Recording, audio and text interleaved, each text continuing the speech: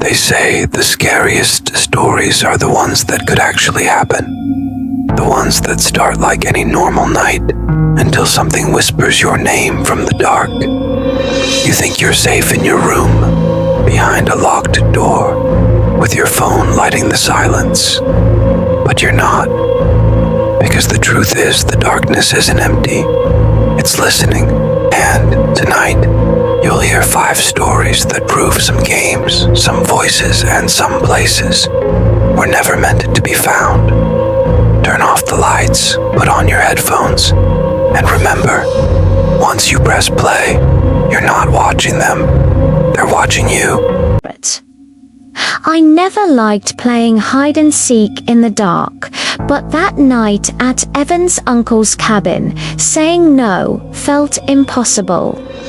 The power was out from a thunderstorm, the air smelled like wet pine, and the only light came from a single candle flickering on the mantel.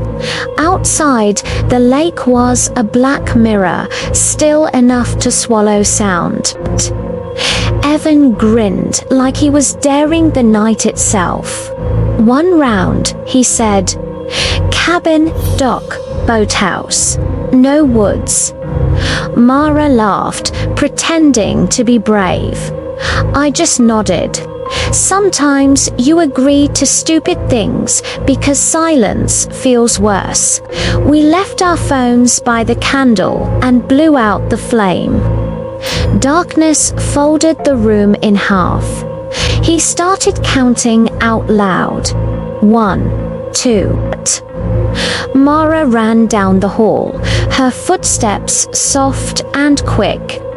I slipped outside through the kitchen door. Rain still dripped from the roof, tapping the wood like fingers. The dock creaked. The boathouse crouched at the water's edge, its doorway open like a waiting mouth. Inside, it smelled like gasoline and mold. My eyes adjusted enough to see the upside-down canoe hanging from the ceiling and a coil of anchor chain on the wall. I hid behind a workbench and held my breath while Evan's voice echoed through the cabin windows. 30, 31. Then I heard it footsteps outside, slow, heavy. Not Mara's, not Evan's. They stopped right at the edge of the dock. I peeked through the cracks in the wood and saw a faint ripple spread across the lake, even though no wind touched the surface. Evan's voice called out, "Closer now, ready or not?" The cabin door squeaked open, boards popped under his shoes. I could map his path from memory, the living room, hallway, porch. He joked, trying to sound brave. "If you hid where it smells like fish, you're gross." Something moved under me. A scraping sound beneath the floorboards, traveling from one side of the boathouse to the other, like someone dragging wet hands along the underside. I froze. The sound stopped right beneath my feet. Then, very slowly, 2 fingers slipped through a crack between the planks. Pale, thin. I backed away, heart slamming against my ribs. The fingers vanished as if the water had inhaled them. I told myself it was debris or a fish butt. I'd never seen a fish with knuckles. I was about to run when I heard Evan shout from outside. "Mara, stop messing around." His voice broke.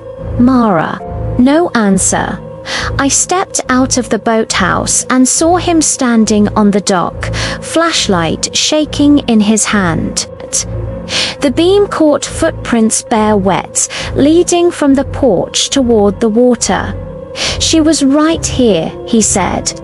"She just went in." The lake looked empty, but when the light moved over the surface, we both saw its hair floating just beneath the water, long strands drifting upward as if reaching for air. Then it sank again, slowly, without a sound. We ran to the cabin, shouting her name, but only the storm answered. Inside, the candle was dead, yet the wax was still warm. The air smelled metallic, like blood and rain. Evan grabbed his phone-dead battery. Mine was the same. A knock came from the porch. 3 short, even knocks. Evan ran to the window. "It's her," he whispered. He opened the door. The wind rushed in first, then silence. Mara stood there, soaked, head tilted like she'd forgotten how to balance it. "Mara," I said. She looked at us, but didn't blink. Water streamed down her face, but her clothes were bone dry. Her lips parted, and a sound came out, small and broken, like air escaping from under ice. Then she smiled, and her teeth looked too many, too sharp for the shape of her mouth. Evan stumbled back. "This isn't it." The floor shook. Boards groaned from underneath, the same sound I'd heard in the boathouse. I grabbed his arm. The car. Now we bolted through the door, slipping in the mud, the wind slapping our faces.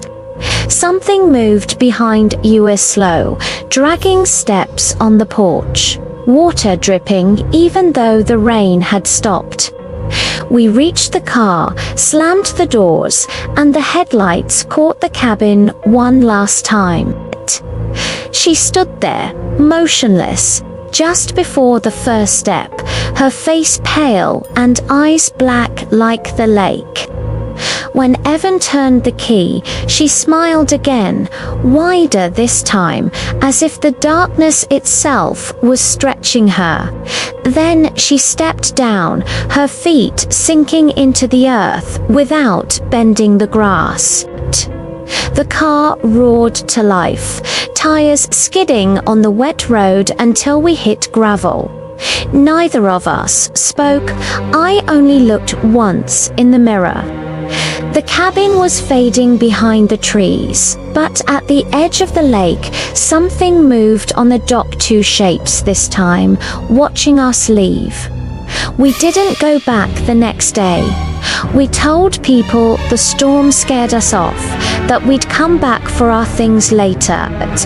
But sometimes, when it rains at night, Evan still gets a text from Mara's number, just one photo. The lake, still and flat, with our reflections on it. And right behind us, a third face, pale and smiling, waiting for the next game to begin. I used to clean foreclosed houses for a living.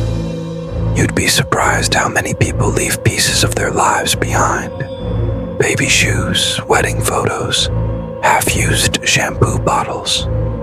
But the one that still keeps me up wasn't full of things. It was full of silence.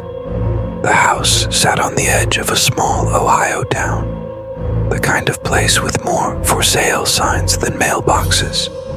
2 stories, gray siding, porch swing twisted by the wind. My partner, James, had the keys. "Bank wants it ready by Monday," he said, shaking the envelope.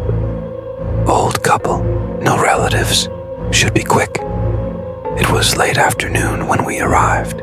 The air was heavy, storm on the way. I remember how the clouds flattened the light, turning everything dull, like an old photo. Inside, the house smelled of dust and damp wood, but it was tidy. No trash, no graffiti, no sign anyone had been there in years. We split up. I took the upstairs, he took the kitchen and basement. Every step I made set off small echoes, the kind you only hear in empty places. The master bedroom was bare except for an iron bed frame and a mirror cracked across the middle. My reflection split into 2 faces, both tired. I turned into the wall. Downstairs, James called out, "Hey, "You know this place has a cellar door?" I leaned over the railing. "Basement?" "Yeah, but it's weird, padlocked from the outside. Basements usually open inward so you can close them from inside. This one looked sealed. The door was newer than the rest of the house, pale wood that hadn't aged yet." James tapped the lock with his flashlight. "Probably full of junk," he said, smiling the way people smile when they're lying to themselves. We kept working. The power was still on somehow, lights humming weakly. Around 6, the storm hit. Rain rattled the windows like thrown gravel, and thunder rolled close enough to shake dust from the beams. I was in the living room when I heard the first knock. 3 short knocks coming from under the floor. "James," I shouted. No answer. I followed the sound to the kitchen, where he stood at the top of the basement stairs, frozen. "You heard that?" he asked. I nodded. The knocking came again, 3 precise taps, like someone politely asking to be let in. He forced a laugh. "Probably pipes. But pipes don't wait between knocks. We should have left then. We didn't. Curiosity is louder than fear, at least until fear learns your name." James grabbed a crowbar from the truck and pried the padlock open. The metal snapped with a groan that sounded too alive. He opened the door. Cold air spilled out, colder than the rain outside, smelling like earth and something faintly sweet, like rotting flowers. The flashlight beam cut through dust and landed on stairs that disappeared into dark. "Ladies first," he joked. I wanted to tell him no, but he was already halfway down. The steps creaked under his boots.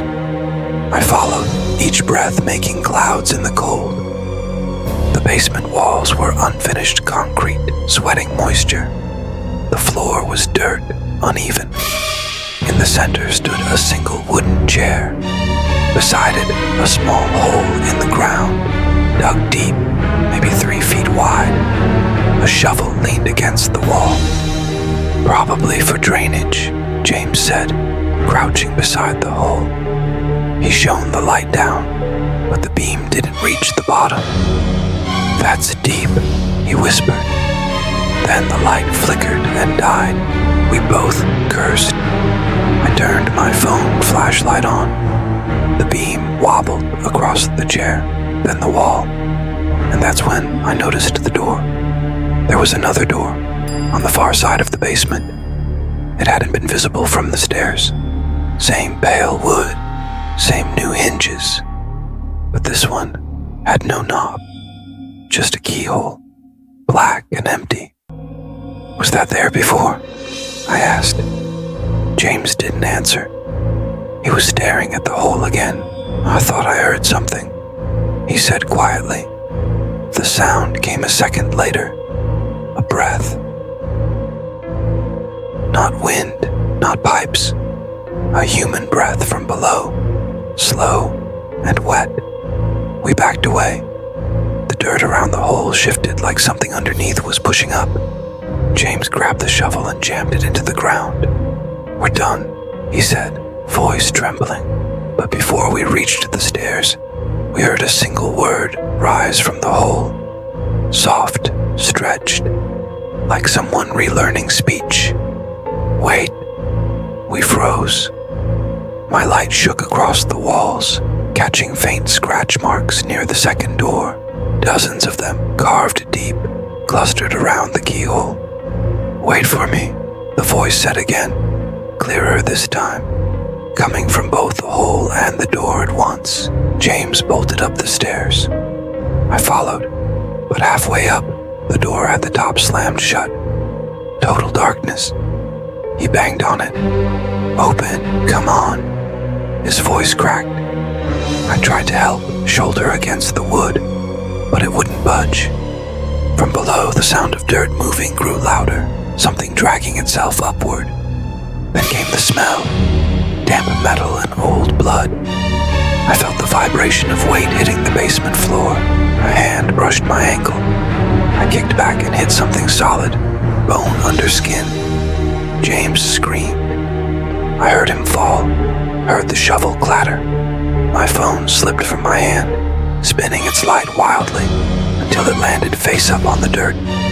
For 1 second, I saw it, pale, eyeless, mouth open too wide, like it was trying to remember how to smile. Then it crawled over the phone, and the light went out. The next thing I remember is cold air and rain on my face. The door was open. James was gone. The police searched for 3 days, found nothing but his flashlight at the bottom of the hole. They said he must have fallen in before I escaped. That panic makes memory unreliable. I didn't argue. A week later, I went back. I don't know why. Maybe guilt, maybe something worse. The house was still empty, no police tape. I walked straight to the kitchen. The cellar door was there, but the lock was new again, sealed tight. On the wall beside it hung a photo in a cheap frame. I hadn't seen it before. 2 men smiling, holding tools, wearing the same cleaning company shirts James and I wore. Only one problem. I'd never seen the other men in my life. When I looked closer, the background of the photo wasn't the kitchen. It was the basement, and behind them, just barely visible, was the second door, slightly open this time. A pale hand rested on the edge, like it was ready to close from the inside. I quit that job the next morning. I moved 2 towns over and never took another cleanup gig. But sometimes, when I drive past an abandoned house, I catch the faintest smell, rotting flowers, cold earth, and something else. Last night, someone left a voicemail from a blocked number. No words, just breathing, steady and close. At the very end, a whisper, "Wait for me." And in the background, faint but clear, the sound of a padlock snapping open. I used to go camping with my brother every year. It started as a family thing when we were kids, but after our parents passed, it became our way to feel close to them again. Same weekend in October, same campsite, same coffee in a dented pot. The last trip we took together was 3 years ago, and I still can't explain what happened in those woods. We arrived just before sunset, the air heavy with mist and that wet, cold smell. That means winter is near. Lucas was all energy, throwing logs into a pile and trying to light a fire before the sun disappeared. He always said the woods felt like home. To me, they felt like a room that was too quiet, as if something inside it was holding its breath. We set up the tent, ate canned beans, and talked about life. How work was crushing us. How the silence after our parents' funeral still lingered. Around midnight, Lucas said he wanted to walk to the river. I told him to wait until morning, but he smiled that half smile of his and said, "I'll be 5 minutes." He grabbed his flashlight and phone and disappeared into the dark. 5 minutes passed, then 10. I called out, but the forest swallowed his name. I grabbed my light and followed the trail. Fog drifted low, and every tree looked the same. When I finally saw a light up ahead, I ran. His flashlight was on the ground, beam aimed at the river. The mist made it glow like a ghostly ribbon. I called again. Nothing. My phone buzzed. It was a text from Lucas. "Don't look for me." Then another. "He's in the trees." I froze. I turned slowly, scanning every shadow. Nothing but trunks, fog, and the low hum of the river. I typed back, "What are you talking about?" But there was no reply. The typing dots appeared, then vanished. I walked deeper into the fog, hearing my breath bounce back to me. That's when I saw him, or what looked like him, standing among the trees. The figure moved oddly, smooth and soundless, not breaking branches or crunching leaves. I shouted his name and ran closer, but when the beam hit his face, something was wrong.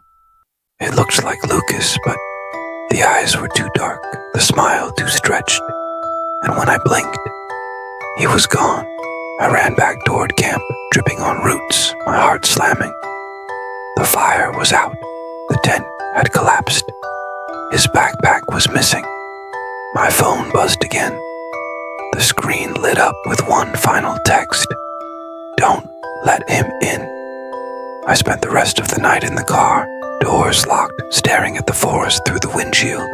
When morning came, I called the rangers. They found no trace, no footprints, no torn fabric, no body. They said people get lost all the time. 2 weeks later, I got another message from his number.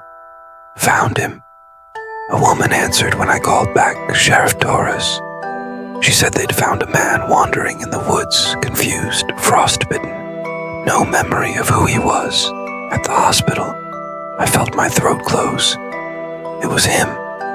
Same scar on his chin, same hands, but his eyes were blank. When I said his name, he turned slowly and whispered in a hollow voice, "You shouldn't have come back." They said it was trauma, maybe hypothermia, that he'd remember in time. But one night he vanished from his hospital bed. The window was open. Bare footprints led to the forest. They never found him. I moved to the city, stopped camping. But a week ago, my phone buzzed again. Same number. The message said, "Come back to the woods." Then another. "He still remembers you." That night, my phone lit up by itself, showing a photo of the forest, misty, gray, and in the middle, a tall figure facing away. Behind him, just barely visible, was something darker, taller, watching. I deleted the photo, turned off the phone, tried to sleep. At 3:07 a.m., something tapped on my window. 3 short knocks. The phone turned it on again by itself. A final message appeared. "He's here." Then the camera opened. It was facing the window. When I took the night job at the Ridgeway Motel, I thought it would be easy. Most nights were empty, just truckers, couples, and the occasional drunk who needed a bed. The owner, Mr. Dwyer, was old and half-deaf, so he left me alone at the front desk with a pot of coffee and a stack of room keys. He told me to never rent out room 313. "Maintenance issue," he said, tapping the desk twice like punctuation. "Don't give it to anyone." I didn't ask questions. The first week was quiet. Midnight to 6 a.m., empty hallways, flickering neon, the hum of vending machines. I read books, scrolled my phone, killed time. But one night around 2:30, the phone at the desk rang. It startled me so badly that I almost dropped my coffee. The number on the screen said, "Room 313. I hesitated before answering. "Front desk," I said, trying to sound calm. Static filled the line. Then a voice, soft, female, distant. "He's coming." That's all. Then silence. I hung up, checked the register. Room 313 was vacant. The key was still hanging on the wall. I went to check anyway. The hallway was dead quiet, the carpet swallowing every step. When I reached the door, it was closed, but the light under it flickered like a TV was on inside. I knocked. No answer. I used the master key and opened it slowly. The room was empty. No TV, no sound, no guest. Just cold air and the faint smell of perfume. Back at the desk, I told myself it was a prank, maybe an old phone line glitch. But at 3:11 a.m., the bell at the counter rang on its own. I looked up and, for half a second, I swore someone was standing there. A woman with long hair, pale skin, wearing something white that looked more like a hospital gown than a dress. Then she was gone. I checked the camera feed, rewound the footage, but the video only showed the bell moving by itself. The next day, I told Dwyer what happened. He stared at me for a long time and said quietly, "She called again." That word, again, hit me hard. He poured himself a drink and said, "Room 313 hadn't been rented in over 6 years.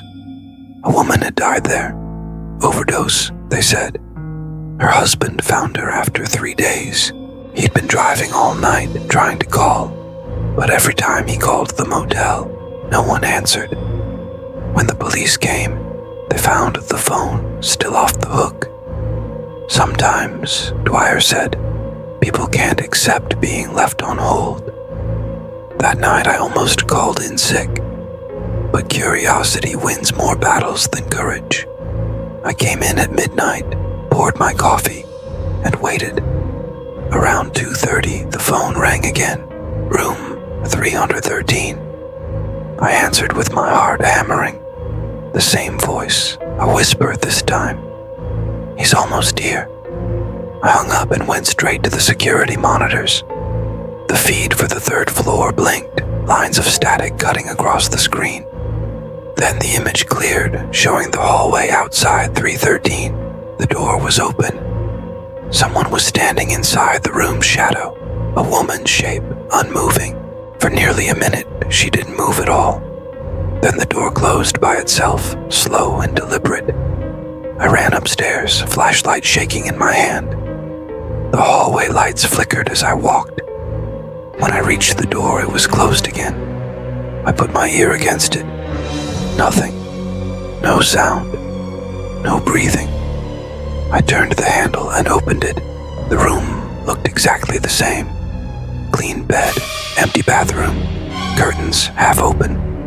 But on the nightstand sat an old rotary phone that hadn't been there before. Its cord trailed to the floor like a vein. It rang once. I didn't touch it. Then again, louder this time. Against every instinct I had, I picked it up. Static, then a man's voice this time. Broken, angry, almost crying. "Where is she?" he said. "You said she'd wait." I didn't answer. The line cracked, and the voice dropped to a whisper. She never hung up. Then it went dead. The next morning, Dwyer was waiting in the lobby. His face looked older. He asked if I'd answered the phone. When I said yes, he sighed. "You shouldn't have. Once you answer, she knows your voice." He handed me an envelope with cash. "Take the day off." I didn't go back the next night. I told myself I was done with that place. But around 3 a.m., my phone buzzed on my nightstand. Unknown number. I shouldn't have answered, but half asleep I did. Static. Then her voice. He found me. The next day, I went back to return my uniform. The motel was closed, windows boarded up, sign gone. The lot was empty except for my car. I checked my phone. The call log said, room 313. It's been 6 months since then. I moved across the state, new job, new number. I don't work nights anymore. But last week, while I was at my apartment, my neighbor knocked to tell me someone had been calling my landline while I was at work. An old rotary voice, static, whispering. I didn't believe him until he played the voicemail for me. It was her. Same soft tone, same words. He's coming. Now, every night at 3:13 a.m., my phone rings once, just once. I never pick up. I tell myself it's over, that ghosts belong to the places where they died. But sometimes, late at night, when the world goes quiet and the lights dim for just a second, I swear I can smell her perfume again. Cheap flowers and something sweet underneath, like decay. And that's when I hear it. A faint click.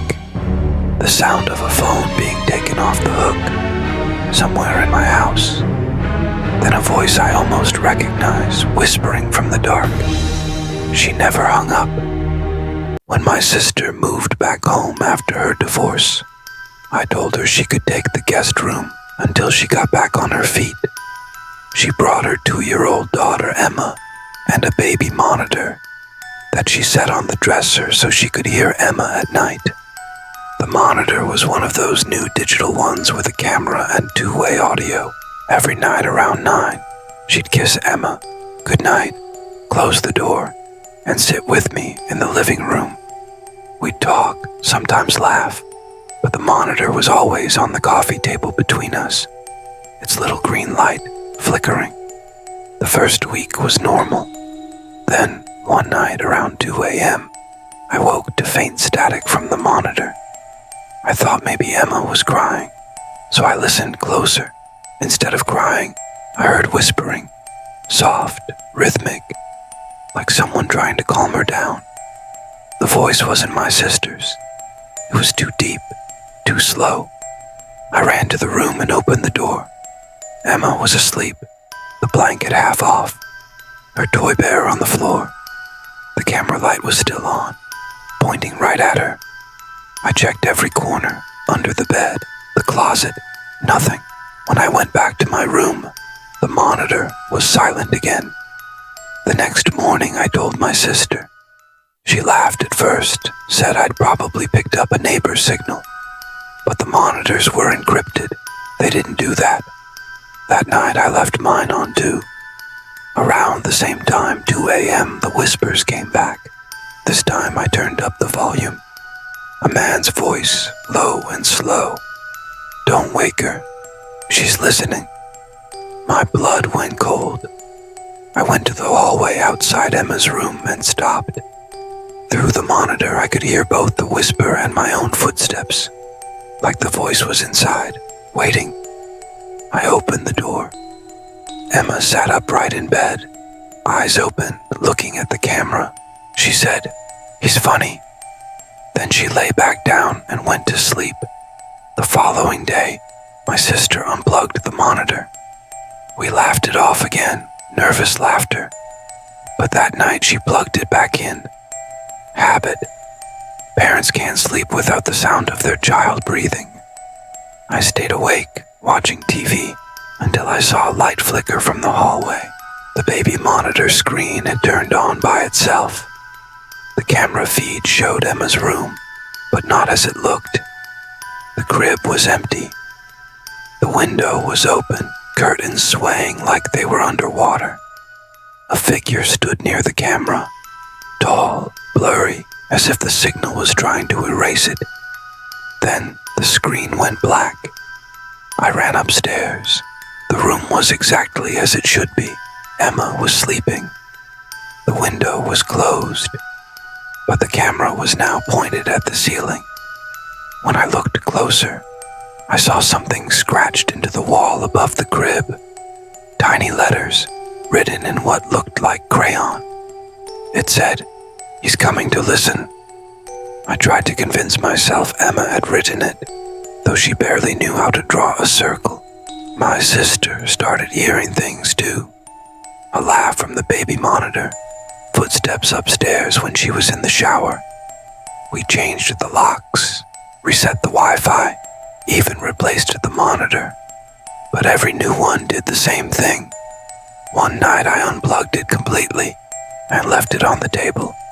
At exactly 2:03 a.m., it turned itself on. The camera light glowed red, the speaker crackled, and the same voice whispered, "She can't see me, but you can."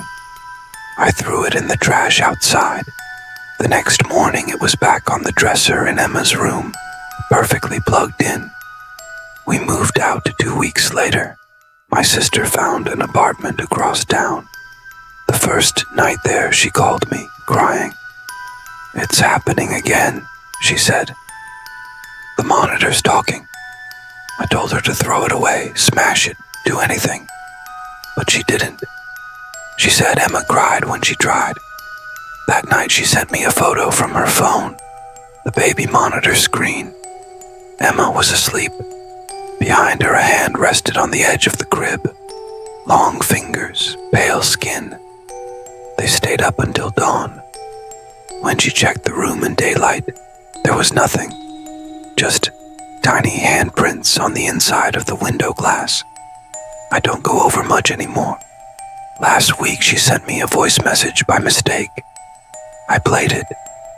It was static at first, then a soft laugh, and the same whisper I'd heard that first night. Don't wake her, she's listening. And in the background, faint but unmistakable, Emma's voice replied, I know,